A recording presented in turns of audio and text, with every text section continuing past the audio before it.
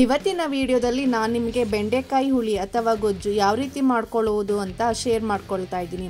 ಬಿಸಿ ಮುದ್ದೆಗೆ, ಅನ್ನಕ್ಕೆ, ಚಪಾತಿ, ರೊಟ್ಟಿ ಎಲ್ಲದಕ್ಕೂ ತುಂಬಾನೇ ಚೆನ್ನಾಗಿರುತ್ತೆ. ಮಾಡುವುದು ತುಂಬಾನೇ ಸುಲಭ. ಸೊ ಬನ್ನಿ ಹಾಗಾದರೆ ಲೇಟ್ ಮಾಡ್ದೇ ಬೆಂಡೆಕಾಯಿ ಹುಳಿನ ಯಾವ ರೀತಿ ಮಾಡೋದು ಅಂತ ನೋಡೋಣ.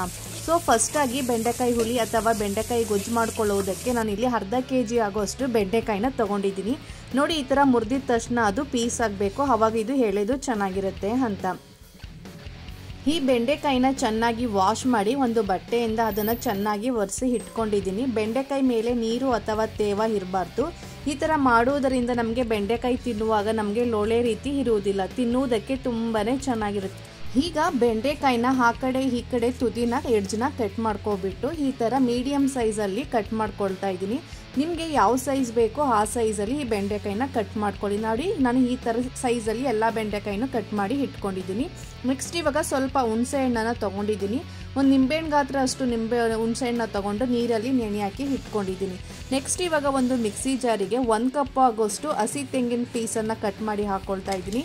ಅದೇ ರೀತಿ 3 ರಿಂದ 4 ಹುಳಿ ಟೊಮೊಟೊನ ಈ ಥರ ಪೀಸ್ ಮಾಡಿ ಕಟ್ ಮಾಡಿ ಹಾಕ್ಕೊಳ್ತಾ ಇದ್ದೀನಿ.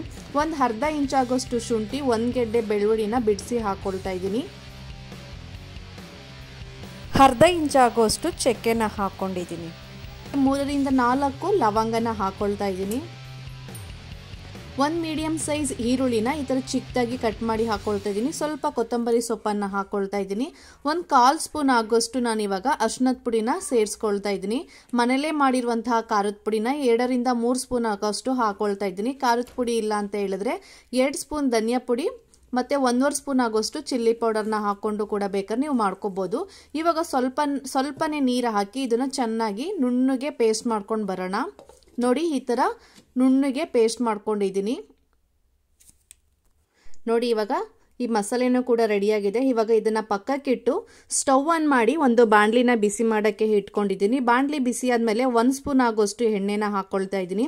ಎಣ್ಣೆ ಹಾಕ್ಕೊಂಡಾದ್ಮೇಲೆ ನಾವು ಆವಾಗಲೇ ಬೆಂಡೆಕಾಯಿನ ಕಟ್ ಮಾಡಿ ಇಟ್ಕೊಂಡಿದ್ವಲ್ಲ, ಅದನ್ನು ಇವಾಗ ಹಾಕ್ಕೊಂಡು ಹೈ ಫ್ಲೇಮಲ್ಲಿ ಇಟ್ಕೊಂಡು ಇದನ್ನು ಚೆನ್ನಾಗಿ ಫ್ರೈ ಮಾಡ್ಕೋಬೇಕಾಗತ್ತೆ. ಎಣ್ಣೆ ಹಾಕಿ ಫ್ರೈ ಮಾಡೋದ್ರಿಂದ ಲೋಳೆ ರೀತಿ ಬರಲ್ಲ, ತುಂಬಾ ಟೇಸ್ಟು ಚೆನ್ನಾಗಿರುತ್ತೆ.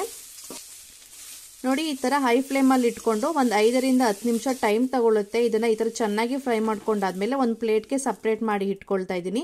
ಅದೇ ಬಾಣಲಿಗೆ ಮತ್ತೆ 3 ರಿಂದ 4 ಸ್ಪೂನ್ ಆಗೋಷ್ಟು ನಾನು ಇವಾಗ ಎಣ್ಣೆನ ಹಾಕ್ಕೊಳ್ತಾ ಇದ್ದೀನಿ. ಎಣ್ಣೆ ಬಿಸಿ ಆದಮೇಲೆ 1 ಕಪ್ ಆಗೋಷ್ಟು ಈರುಳ್ಳಿ, ಅಂದರೆ 2 ರಿಂದ 3 ಈರುಳ್ಳಿನ ಈ ಥರ ಚಿಕ್ಕದಾಗಿ ಕಟ್ ಮಾಡಿ ಹಾಕ್ಕೊಳ್ತಾ ಇದ್ದೀನಿ. 1 ಗೆಡ್ಡೆ ಬೆಳ್ಳುಳ್ಳಿನ ಕ್ರಷ್ ಮಾಡಿ ಹಾಕ್ಕೊಳ್ತಾ ಇದ್ದೀನಿ. ಬೆಳ್ಳುಳ್ಳಿ ಹಾಕೋದ್ರಿಂದ ಈ ಥರ ತುಂಬಾ ಟೇಸ್ಟು ಚೆನ್ನಾಗಿರುತ್ತೆ. 1/4 ಸ್ಪೂನ್ ಆಗೋಷ್ಟು ಸಾಸಿವೆ ಮತ್ತು ಅರ್ಧ ಸ್ಪೂನ್ ಆಗೋಷ್ಟು ಜೀರಿಗೆನ ಹಾಕ್ಕೊಂಡು ಇದು ಗೋಲ್ಡನ್ ಕಲರ್ ಗಂಟ ಬರಬೇಕು ಈರುಳ್ಳಿ, ಅಲ್ಲಿ ಗಂಟ ಈ ಥರ ಚೆನ್ನಾಗಿ ಫ್ರೈ ಮಾಡ್ಕೊಳ್ಳೋಣ. ಚೆನ್ನಾಗಿ ಫ್ರೈ ಮಾಡ್ಕೊಂಡಾದ್ಮೇಲೆ 1 ಕಡ್ಡಿ ಹಸಿ ಕರಿಬೇವನ್ನು ಹಾಕ್ಕೊಂಡು ಇದನ್ನು ಕೂಡ ಚೆನ್ನಾಗಿ ಫ್ರೈ ಮಾಡ್ಕೊಳ್ತಾ ಇದ್ದೀನಿ. ನೋಡಿ, ಈ ಥರ ಚೆನ್ನಾಗಿ ಫ್ರೈ ಮಾಡ್ಕೊಂಡಾದ್ಮೇಲೆ ನಾವು ಆವಾಗಲೇ ರುಬ್ಬಿ ಇಟ್ಕೊಂಡಿದ್ವಲ್ಲ ಮಸಾಲೆನ, ಅದನ್ನು ಕೂಡ ಇವಾಗ ಹಾಕ್ಕೊಂಡು ಒಂದು 5 ರಿಂದ 6 ನಿಮಿಷ ಚೆನ್ನಾಗಿ ಎಣ್ಣೆಲೆ ಫ್ರೈ ಮಾಡ್ಕೋಬೇಕು. ತುಂಬಾ ಟೇಸ್ಟು ಚೆನ್ನಾಗಿರುತ್ತೆ ಈ ಥರ ಎಣ್ಣೆಲೆ ಫ್ರೈ ಮಾಡೋದ್ರಿಂದ.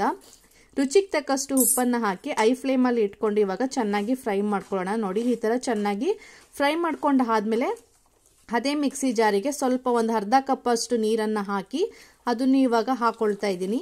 ಚೆನ್ನಾಗಿ ಒಂದ್ಸಲಿ ಮಿಕ್ಸ್ ಮಾಡ್ಕೋಬೇಕು. ನೋಡಿ, ಇವಾಗ ಈ ಥರ ಚೆನ್ನಾಗಿ ಮಿಕ್ಸ್ ಮಾಡ್ಕೊಂಡಾದ್ಮೇಲೆ ಇದು ಮಸಾಲೆ ಎಲ್ಲ ಚೆನ್ನಾಗಿ ಕುದಿಬೇಕು. ಒಂದು 5 ರಿಂದ 10 ನಿಮಿಷ ಚೆನ್ನಾಗಿ ಕುದಿಬೇಕು. ಅಲ್ಲಿ ಗಂಟ ಹೈ ಫ್ಲೇಮಲ್ಲಿ ಇಟ್ಕೊಂಡು ಚೆನ್ನಾಗಿ ಕುದಿಸ್ಕೊಳ್ಳೋಣ. ನಾವು ಆವಾಗಲೇ ಹುಣಸೆ ರಸನ ರೆಡಿ ಮಾಡಿ ಇಟ್ಕೊಂಡಿದ್ವಲ್ಲ, ಅದನ್ನು ಕೂಡ ಇವಾಗ ಹಾಕ್ಕೊಂಡು ಚೆನ್ನಾಗಿ ಮಿಕ್ಸ್ ಮಾಡ್ಕೋಬೇಕು. ರುಚಿಗೆ ಮತ್ತೇನಾದ್ರು ಉಪ್ಪು ಬೇಕು ಅಂತ ಹೇಳಿದ್ರೆ ನೋಡ್ಕೊಂಡು ಬೇಕಾದ್ರೆ ನೀವು ಇವಾಗ ಆ್ಯಡ್ ಮಾಡ್ಕೋಬಹುದು. ಈ ಮಸಾಲೆಯಲ್ಲಿರುವ ಹಸಿ ಸ್ಮೆಲ್ ಎಲ್ಲ ಹೋಗಬೇಕು. ಅಲ್ಲಿ ತನಕ ಒಂದು 5 ರಿಂದ 10 ನಿಮಿಷ ಹೈ ಫ್ಲೇಮಲ್ಲಿ ಇಟ್ಕೊಂಡು ಈ ಥರ ಚೆನ್ನಾಗಿ ಕುದಿ ಬರಬೇಕು. ಅಲ್ಲಿ ಗಂಟ ಇದನ್ನು ಚೆನ್ನಾಗಿ ಈ ಥರ ಕುದಿಸ್ಕೋಬೇಕು. ನಾವು ಆವಾಗಲೇ ಎಣ್ಣೆಯಲ್ಲಿ ಫ್ರೈ ಮಾಡಿ ಇಟ್ಕೊಂಡಿದ್ವಲ್ಲ ಬೆಂಡೆಕಾಯಿನ, ಅದನ್ನು ಕೂಡ ಇವಾಗ ಆ್ಯಡ್ ಮಾಡ್ಕೊಳ್ತಾ ಇದ್ದೀನಿ. ಹಾಕೊಂಡಾದ್ಮೇಲೆ ಮತ್ತೆ ಇವಾಗ ಐ ಫ್ಲೇಮಲ್ಲಿ ಇಟ್ಕೊಂಡು ಈ ಬೆಂಡೆಕಾಯಿ ಎಲ್ಲ ಸ್ವಲ್ಪ ಸಾಫ್ಟ್ ಆಗಬೇಕು, ಅಂದರೆ ತುಂಬಾನೇ ಬೇಯಿಸೋಕೆ ಹೋಗ್ಬಾರ್ದು, 50-50 ಆ ಥರ ಬೇಯಿಸ್ಕೋಬೇಕು. ಆವಾಗಲೇ ತಿನ್ನೋಕ್ಕೆ ತುಂಬಾನೇ ಟೇಸ್ಟ್ ಚೆನ್ನಾಗಿರುತ್ತೆ. ನೋಡಿ, ಇವಾಗ ಈ ಥರ ಎಲ್ಲ ಐ ಫ್ಲೇಮಲ್ಲಿ ಇಟ್ಕೊಂಡಾದ್ಮೇಲೆ ಒಂದ್ಸಲಿ ಚೆಕ್ ಮಾಡ್ಕೊಳ್ಳಿ ಬೆಂಡೆಕಾಯಿ ಬೆಂದಿದೆಯಾ ಅಂತ. ಬೆಂಡೆಕಾಯಿ ಹುಳಿನ ನಾನು ಸ್ವಲ್ಪ ಲಿಕ್ವಿಡ್ ಟೈಪಲ್ಲೇ ಮಾಡ್ಕೊಂಡಿರ್ತೀನಿ. ನಿಮಗೆ ಗಟ್ಟಿ ಬೇಕು ಅಂತ ಹೇಳಿದ್ರೆ ಸ್ವಲ್ಪ ನೀರನ್ನು ಕಡಿಮೆ ಹಾಕ್ಕೊಳ್ಳಿ, ಆವಾಗ ಗಟ್ಟಿಯಾಗಿ ಬರುತ್ತೆ. ನೋಡಿ, ಇವಾಗ ಬೆಂಡೆಕಾಯಿ ಹುಳಿ ಅಥವಾ ಗೊಜ್ಜು ರೆಡಿಯಾಗಿದೆ. ಇವಾಗ ಸ್ಟವನ್ನು ಆಫ್ ಮಾಡ್ತಾ ಇದ್ದೀನಿ. ನೋಡಿದ್ರಲ್ಲ ಫ್ರೆಂಡ್ಸ್, ಎಷ್ಟು ಕ್ವಿಕ್ಕಾಗಿ ಈಸಿಯಾಗಿ ಬೆಂಡೆಕಾಯಿ ಹುಳಿ ಅಥವಾ ಗೊಜ್ಜನ್ನು ಯಾವ ರೀತಿ ಮಾಡೋದು ಅಂತ. ನೋಡಿದ್ರಲ್ಲ ಎಷ್ಟು ಸೂಪರ್ ಆಗಿ ಬೆಂಡೆಕಾಯಿ ಗೊಜ್ಜು ಅಥವಾ ಹುಳಿನ ಯಾವ ರೀತಿ ಮಾಡೋದು ಅಂತ. ಈ ರೆಸಿಪಿ ಇಷ್ಟ ಆದರೆ ನಿಮ್ಮ ಫ್ಯಾಮಿಲಿಗೂ ಶೇರ್ ಮಾಡಿ. ಈ ರೆಸಿಪಿ ಯಾವ ರೀತಿ ಬಂತು ಅಂತ ಕಮೆಂಟ್ ಮೂಲಕ ತಿಳಿಸಿ. ಹೊಸದಾಗಿ ನಮ್ಮ ಚಾನಲ್ನ ನೋಡ್ತಾ ಇದ್ರೆ ಪ್ಲೀಸ್ ಸಬ್ಸ್ಕ್ರೈಬ್ ಮಾಡ್ಕೊಳ್ಳಿ ಮತ್ತು ಪಕ್ಕದಲ್ಲಿರುವ ಬೆಲ್ ಐಕನ್ನ ಕ್ಲಿಕ್ ಮಾಡಿ. Thank you for watching my videos.